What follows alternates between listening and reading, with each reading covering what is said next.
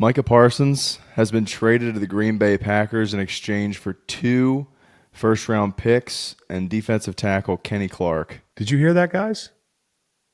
Did you hear that? That's the sound of 10,000 TVs getting smashed by Cowboys fans. And one by Trey Hendrickson.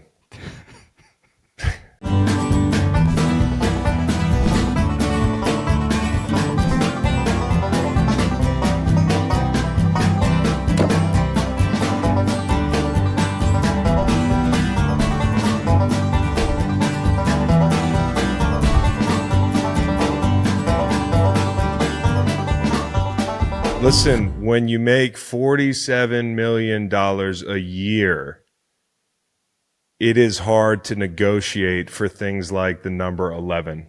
And that is the first order of business. What number is Micah Parsons going to wear in Green Bay? Okay, I got the open numbers, guys. Now, I don't know which numbers are currently retired. The Packers have a lot of great players in their history. But number 1, 3, 4, 5, 6, 9, 12, 14, 15, all available.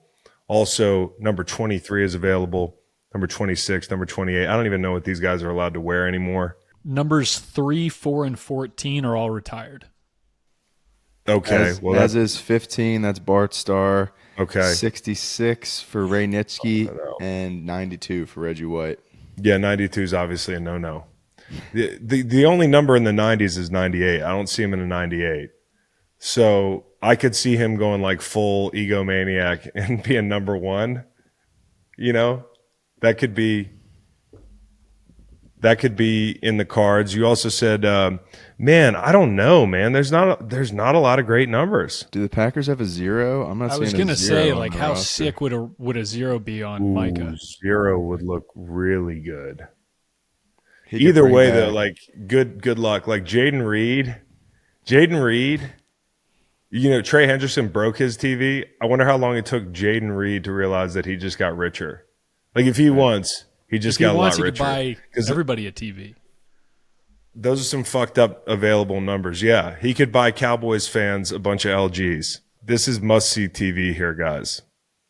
I mean, part of me is like, hey, when I dropped that video, like I guess it was almost a month ago, and I said this time it's different. There was a lot of, no, it's not. This is what Jerry does. Yeah, but in this case, it was a different thing. I mean, Jerry had it with Micah, and Micah had it with Jerry, and it was over. It was over. And, you know, Jerry's antics, which have been, you know, an annual occurrence at this point in the off season, I think it was just one too many. And honestly, like we can parse it a bunch of different ways, but we'll talk about winners and losers in these big trades. The Cowboys, at least in the short term, are going to feel like huge losers because of what I talked about, which is at some point as an owner, you have to give the appearance that you have some loyalty to your players and not just quarterbacks. You know, you have to give the appearance of showing the respect for the guys who are making plays on the field. And that doesn't mean you have to give everybody a new contract, but you don't let it play out like this publicly because it just looks bad. And eventually, when your team's not cooking, it's going to be hard to attract free agents. Because not only is this a weird negotiating tactic, it's also a bad look in the public sphere. And like players don't want to be in situations like this, right? I mean, for all the flaws that Micah Parsons has, being a diva or not playing hard is not one of them, in my opinion. The guy works his ass off. And so you're telling me that this is what you get in return. This could have been handled a lot differently. And now here we are. I was on Cowboys Reddit because that's like a fun place to be right now. One of the funniest ones that I saw was a guy said, relax, guys. Those first-round picks will turn into Mozzie Smith and Taco Charlton down the road. Cowboys fans, man, like pretty soon the Cowboys fans, you're gonna like them. That's what's happening here. So you're watching it happen in real time. You know, in my generation, Cowboys fans were like the front runners, and the adult Cowboys fans of this generation, like the people in my generation, they're on the edge of being like insufferable. That's their reputation. But young Cowboys fans, the ones that have had to go through this, like, I like you. Self-deprecation is the only way out. Like, you gotta, you know what I'm saying? So another note before we start litigating winners and losers. How about Dallas sports front offices? Just an unbelievable time. Again, like Cowboys fans, Mavericks fans, y'all, it's like a factory of sadness. You guys are starting to look likable. You're starting to look like, people that I want to hang out with. Who's next? Corey Seager? Why don't you just throw in Dallas Garcia while we're at it? Fuck me. That's a baseball joke. Yeah, Jerry couldn't stand that he wasn't the most talked about Dallas GM this year. He had to get busy, He's dude. like, hold on. That's what Jerry. Hey, by the way, $47 million is baseball money when I played. Like, I used to wonder when people were going to get paid like this. Now the defensive ends are getting paid like this. This is fucking awesome. This is great. I'm not one of these people that's pocket watching. I want to be lower class NFL alumni. Like, that's fine with me. I'm good. Micah Parsons, congratulations. Pretty wild to think about a rusher like this getting traded at this point in his career. I mean, this is just like, he's got 52 sacks in 4 years. Do you know how hard that is to do out of the gate? Like, the guy he's one of those guys. Like, Abdul Carter, I think, is going to be, in 4 years, we will be ironically talking about him in the same kind of light. But like, to get those kind of numbers year after year, to stay healthy enough to do it, to be consistent enough to do it the first 4 years of your career, it's just him and Reggie White as far as the guys with 12 plus sacks to start their career over 4 years. I mean, that's wild. Ironically, Minister of Defense, spent some time in Green Bay. I thought back to Khalil Mack. I thought back to Jared Allen. Like, the Mack one was one where people went nuts. I mean, and the compensation is a little bit more in line with that Mack deal, right? Like that. I texted you guys as soon as it happened. I said, I'm thinking about those two trades, but it's clearly going to be multiple ones. And the Raiders got clowned. They got clowned.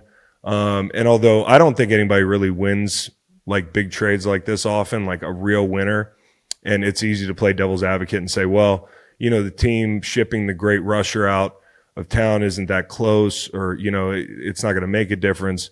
But the Raiders, you can't even defend them. It turned into Damon Arnett, my favorite player, Brian Edwards, who I'm still waiting to kind of turn it on. That's a joke.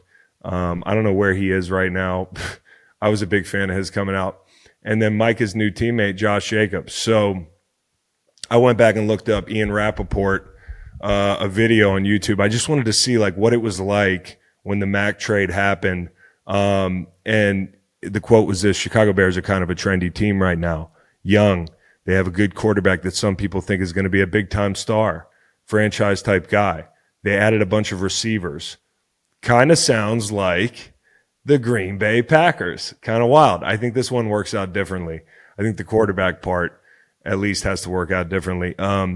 Usually I think we come out of these things, it's always glass half full for the team buying, right? And usually there's a smaller loser, not a winner. And I would kind of term it that way in this trade. Like in this case, it was the Bears. The real winner is Khalil Mack, because he got to make baseball money and continue on his way on his Hall of Fame trajectory. They were in the playoffs. They couldn't get over the hump. I think about the Vikings trade, and in my opinion, that's more in line with what's happening here. Like, to me, the Vikings won that trade because they were on the doorstep of the Super Bowl. We had Jared Allen on last week to talk about, a bunch of stuff, but he brought that year up. He's like, I think if we win that game in the NFC Championship, we win the Super Bowl. It's hard to argue with him, too. I thought that team was really good. And Jared Allen had 14 and a half sacks. All pro. Big part of that deal. Him, the Williams brothers, the whole deal. So, I think of it more in line with that, where like the Packers think they're ready to contend.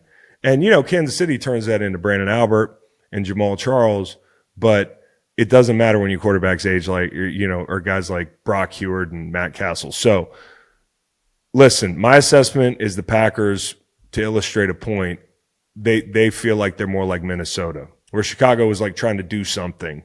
And when Minnesota made that trade, they're trying to win the whole fucking thing, and they almost did it.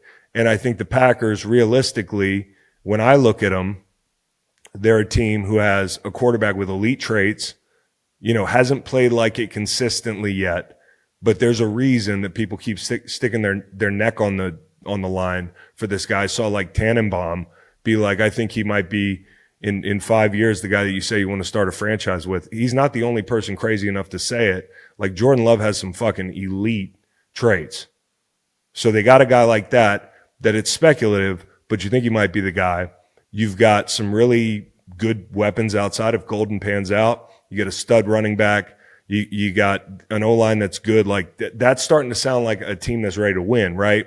This is me talking myself into it. They stabilized the defense. And now we're talking about defense. You know, Jeff Hafley, the guy that came in, kind of stabilized things, and he did it not by bringing pressure, by sitting back and playing coverage. And, you know, when you look at this team, they have struggled to rush with 4, to get pressure with 4. Rashawn Gary, there's been moments, right? And yes, you lose Kenny Clark in this trade. By the way, Kenny Clark, I got the utmost respect for him. What a career as a Packer.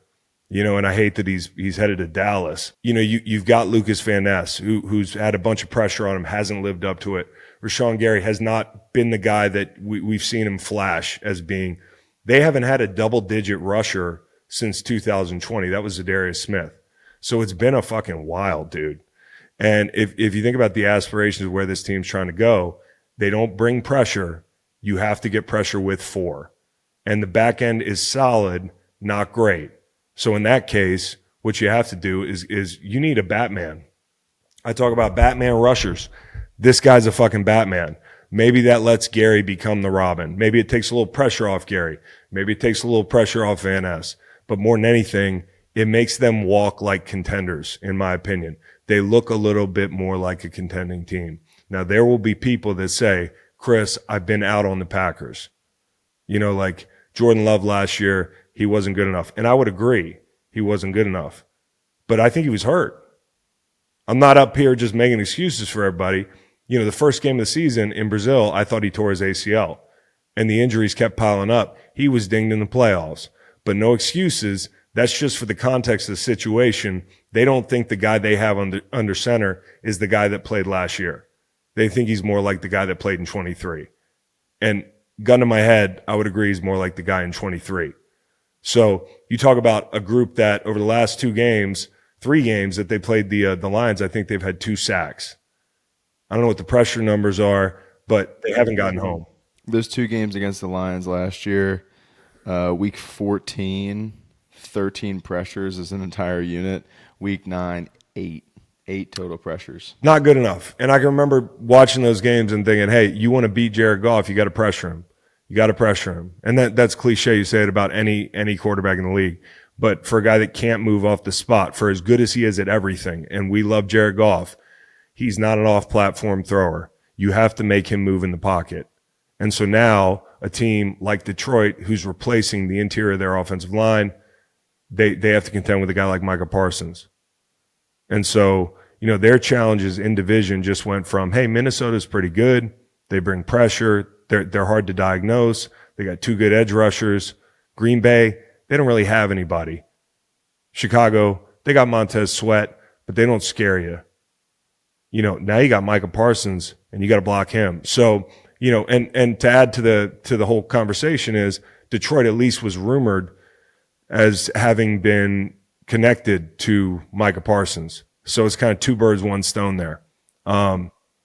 Listen, like I said, the Cowboys are not going to look like winners in the next couple of years. And I don't think they ever look like winners, because the chances of you turning, you know, the next 4 first-round picks into enough to catapult the Cowboys into, you know, a post-Herschel Walker era, like, good luck catching lightning in a bottle twice like that. I mean, maybe it happens. And if it does, then Jerry deserves his due, even though I think he went about it the wrong way. I think more likely is they draft a couple good players and continue down the path. I mean, whatever that path is, it's not going to be as pretty without Micah Parsons. That guy can play. He's a hell of a football player. I think he's going to make Green Bay better. And if you're Green Bay, and if I'm a fan of a football team, I want you to go for it. If you think the window's open, you go for it.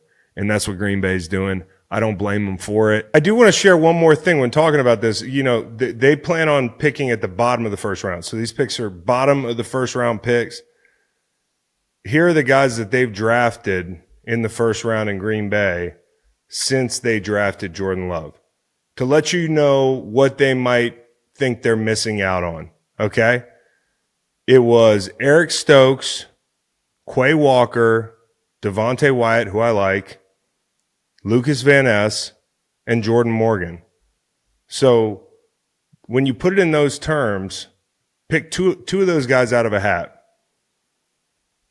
That's who you came up with in the first round since this quarterback was taken. Makes a lot of sense to me. The player in me is excited, you know. So maybe there's a universe where this is this generation's Herschel Walker trade, and you know the next generation of Cowboys fans is thanking Jerry. I don't hate Jerry Jones. Can I say that? Like I should, right? Like he's anti-player in some ways.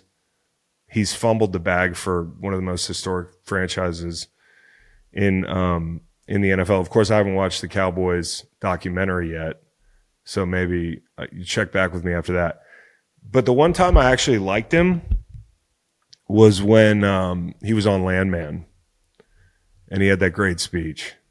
And you kind of got him for a second because you were like, this is Jerry doing a Jerry Jones like method. You know, it's not a method. When you play Jerry Jones, you just fucking play Jerry Jones. But the dialogue was like it humanized him. And I remember him said, I don't remember half of what he said. Reed, what was it for? He bought what was it for? He bought 4 oil rigs, and then he wanted he wanted the Dallas Cowboys purchase to bring his family together because he wanted his daughter was in Seattle or something, and he's like, I want a reason that I can be with my daughter, and I want a reason that we can all hang out and have something together. Well, maybe these 4 first-round picks will be his 4 oil rigs, his family's 4 oil rigs. This is his lasting impression. This is his last great action as the owner of the Dallas Cowboys. That's a super glass half full look at it. And, you know, I'm sure some Cowboys fans are clinging to the possibility that they draft like 4 Hall of Famers. But again, I think, you know, more harm than good was done, you know, reputationally to the Cowboys in this whole thing. That part is hard to shake off. So Cowboys fans, good luck. If you're another team in the NFC North, how much does this change? I mean, this is right before the season, right? And you've got to face these guys twice this year. Now you have to game plan, and you got to think about that. How much of an effect does that have on offensive rooms? Oh, huge effect. I mean, you talk about like it's the first thing you're going to talk about in defensive meetings. Let's say Ben Johnson walks in on Tuesday morning or whatever it is. He's going to circle Micah Parsons on the fucking board. Like he's that kind of player. How do we get him blocked? And so then you're thinking about allocating resources, chip help, slides, you know, who are you going to leave alone? Then your other warts offensively become bigger because you have to expend all that energy. And Micah Parsons is honestly, he's not just a great pass rusher. The backside of zone runs away. You know, like guys win rushes, but Caleb's athletic. You know, maybe JJ McCarthy's, he can move a little bit in the pocket. It doesn't matter when Micah Parsons wins. He finishes. He's he's the closest thing to watching a cheetah run down like prey. Honestly, that's what it looks like out there sometimes. So, you know, every facet of the game changes. And guess who's really happy? The secondary in Green Bay. Yep. Everybody wins. I'll tell you who's not happy, to Reed's point. Here's a name, Steve Oliver. He's the assistant offensive line coach for the Lions, who the Packers play week 1. He's got a long night ahead of him putting together cut-ups. Jeez Louise. He's like, So fuck, Micah man. cut-ups all night. He just grabbed another piece of coffee and a pack of smokes. He just inflated the air mattress. Yeah, dude, you hear that? That's TV's breaking. We've got an air. We're the sounds of the Micah Parsons trade. Sweet dreams, Steve. Jeez Louise. Anything else, guys?